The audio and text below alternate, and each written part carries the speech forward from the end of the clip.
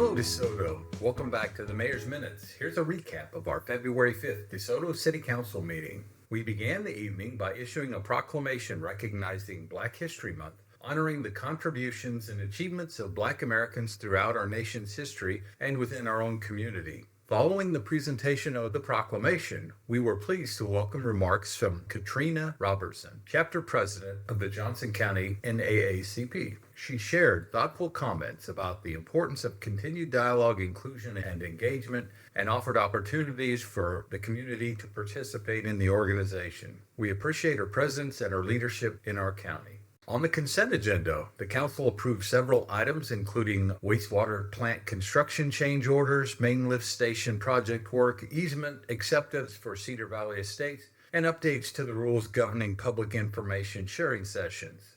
Under new business, the council considered a supplemental agreement with Mount Sunflower Properties, the developmental entity for the proposed data center project at the Flint Commerce Center. This represents another significant investment in DeSoto. The data center will bring substantial capital investment, contributions to our tax base, and limited traffic impacts when compared to other industrial uses. The other benefit is it offers long-term stability with respect to our water and wastewater operations. This supplemental agreement clarifies development terms as the project advances. As always, our focus remains on protecting taxpayers, ensuring infrastructure readiness, maintaining transparency, and supporting the city's long-term fiscal health.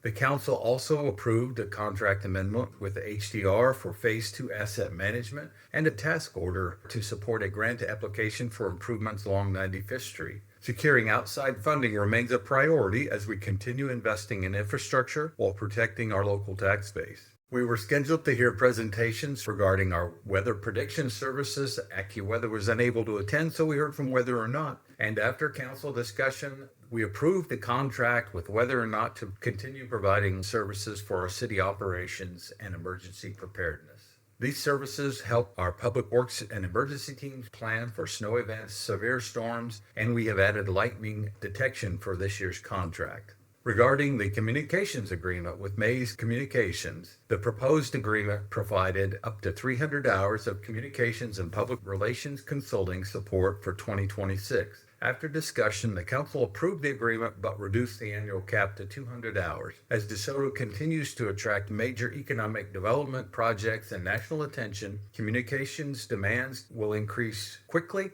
particularly during large announcements or time-sensitive situations. Having surge capacity in place before it is needed is an important part of responsible planning. With that said, the agreement was approved at 200 hours and we will continue to monitor usage carefully throughout the year. I also want to share two important community updates. We have scheduled our first council listening session for February 28th, and it's the intent of these meetings to provide an informal setting for information exchange with DeSoto residents between the elected officials and their constituents. It's an opportunity for you to ask questions, share your thoughts, and have an open dialogue outside the formal council meeting structure. We look forward to continuing to improve communication and accessibility in this way.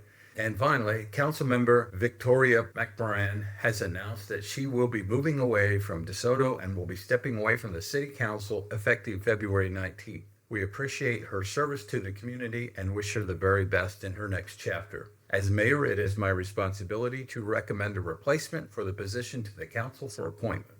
If you have an interest in serving on the city council, I encourage you to reach out to me. Serving our community is both an honor and a responsibility, and I welcome conversations with those who feel called to step forward and serve. DeSoto continues to grow, not just in population, but in economic significance. With that growth comes opportunity, responsibility, and careful decision-making. I want to thank you all for staying informed, engaged, and plugged into your city government. And that's it for this week. See you around town.